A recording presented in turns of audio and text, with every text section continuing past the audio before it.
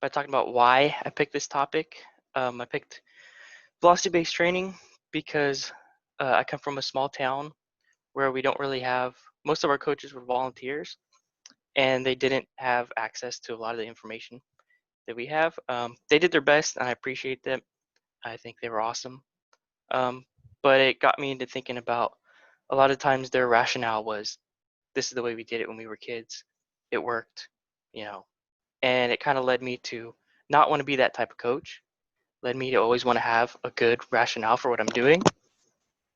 And so during this internship, we met with Ken Morrison, and he talked about basic strength index. And honestly, that talk kind of went over my head. A lot of it was like, I had never thought about that kind of stuff, but it led me to be curious. And so I found, looked up some of the stuff he talked about, learned more about the gym aware, and that's what led me to velocity-based training. So this talk is basically going to be me explaining what I've learned about velocity-based training. I'm going to go over some questions that I started with, and I'm also going to give you some rationale for reasons to do it and some reasons not to do it. Okay, so the 3 questions I started off with was, how is velocity measured? What is velocity-based training more theoretically? And then how is velocity-based training applied? How do we apply it to our program and stuff like that? So first, I'm not going to spend too much time on this, but we've got the gym aware that I mentioned earlier. There's 2 basic types of ways to measure or products that are used to measure velocity. We've got linear position transducers that are this kind of system where you've got a unit that's attached to the ground and also a cable attached to the bar. Okay, it uses the change in position of that cable and how often it, or how fast it retracts to measure the velocity. Then you've got accelerometer-based measures of velocity. These are more portable.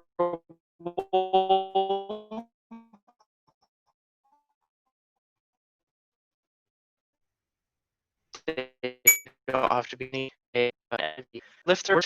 Like I said, these are more portable, so these both kind of have their pros and cons. Some people say that linear position transducers are more accurate. Accelerometers are not as accurate. Can you guys still see me all right? I got a message that said my internet's unstable. All right, cool. So yeah, so these 2 have their pros and cons. Main point I want to get to with this is that it's expensive. Either way, whichever option you go, you're gonna probably have to buy an iPad to see all the data and everything. So there is a big barrier to entry, but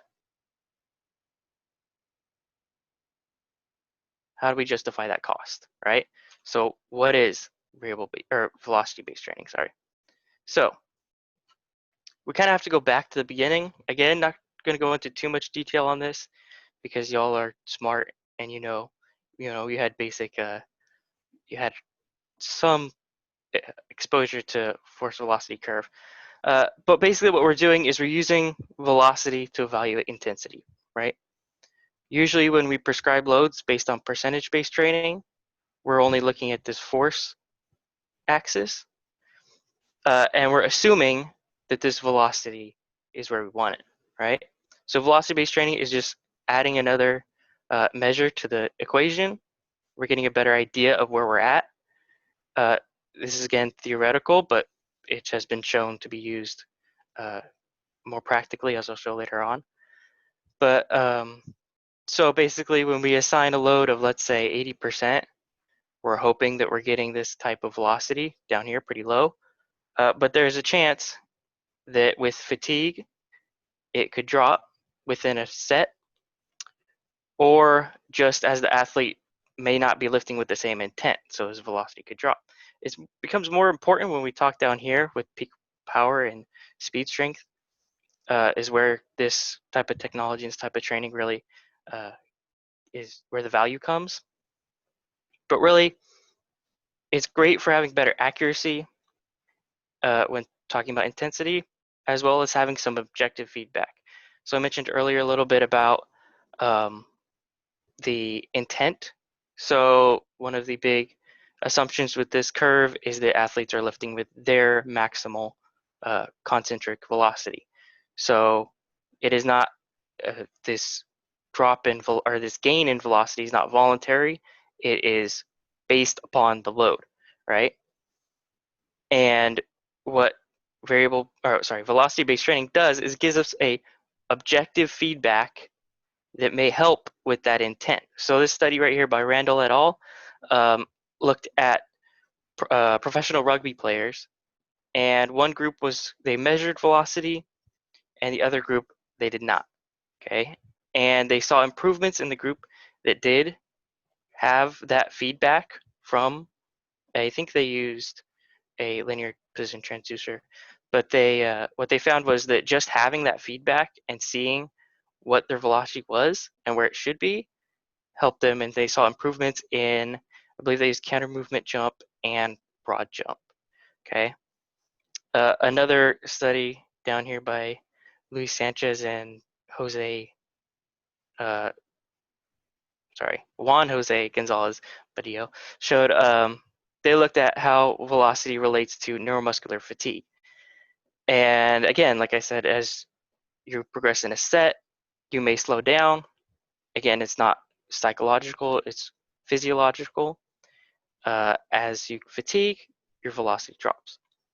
So we're getting an objective measure of what's going on, right? We're no longer just guessing about where our velocity is, okay? So then we kind of know a little bit about the theory. So how is it applied? So one way to do it is to make a load velocity profile. Excuse me. Again, like I said, the force velocity curve is more theoretical. This is more practical. This is taking an athlete and measuring their velocity at a specific percent RM. And we can see that there are differences between types of athletes and where they're at. So for example, we can look at this player one and see that, okay, he looks pretty good at, where is that, like 75%, he's moving pretty quickly, right? 0.6 meters per second. That's good. This other athlete at the same percent RM is not necessarily moving as quickly. So we could focus his training more on increasing his velocity at this percent RM, right? So we can use that to guide our load prescription. We can use it pretty generally as a just, kind of as we do as our 1RM test, as our max days, just kind of use it as another test. Another way that we can use it is more for auto regulation. We could do a daily as they come in, do a warm-up set and then assign their weight based on the velocities that we observe, right? We can also assign a percent RM based on velocity, or we could just assign a velocity. Some coaches that I read about, that's what they did. They just straight up assigned a velocity, and they didn't even worry about the percent RM. They assumed that it would be in that right spot. And the reason this helps with auto regulation is because, like I said, velocity drops with neuromuscular fatigue. So an athlete comes in after a long, weekend, something bad happened, didn't have a great weekend, comes in, his percent RM for that day, based on what we measured a couple months ago, has dropped. And if we base our load on that, it may not be accurate, right? But if we do it based on velocity that is more direct and objective, it's going to give us a better look at it's going to allow us to have a more specific target, right? So it's all about trying to get, the SAID principle, specific adaptations to impose demands. Trying to get the right demand, right? Or trying to get the right stimulus to get the right adaptation, right? And so we're just trying to make it more accurate. Let's see what I got. Oh, so some other things that you can do are use velocity cutoffs instead of just using a one set velocity, you can use a range, and that again will allow you to account for fatigue during the set.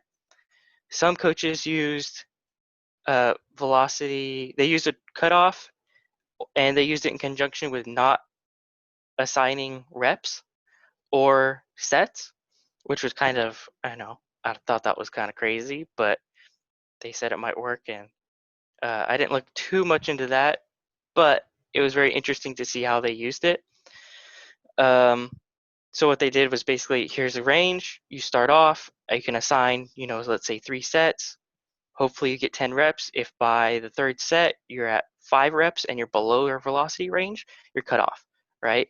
Keeping you within whatever specific stimulus you're trying to get, right? So, final thought. I know I'm kind of going a little bit fast here. I want to be sure to mention this, okay? I know it pretty quick. Talked a lot about a lot of stuff. This sounds awesome. Hopefully you do your own research, or you know a lot about it anyway. But one thing I learned to be aware of is not to be distracted, right? Coach Mack talked about don't be distracted by the flavor of the week. And that's instantly I realized when I was researching this that I almost did that, right? I was ready to buy in and look at all the specific ways to implement it and all that kind of stuff.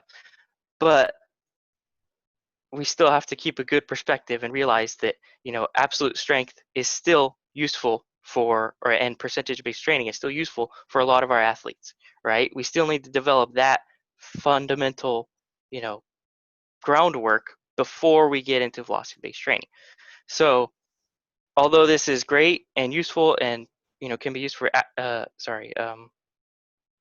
advanced athletes, there's still a lot of caveats. We still need to make sure they're using good technique. We still need to make sure that they're lifting with purpose. It's not a distraction to them or to us as coaches. We're not just collecting data just to collect it. We can use it accurately.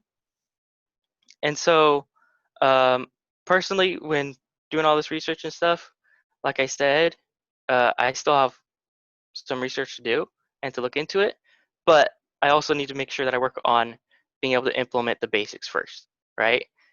And I think that velocity-based training, again, does apply to getting those specific uh, stimulus that we need for a lot of our athletes, but they need to be at that level first, right?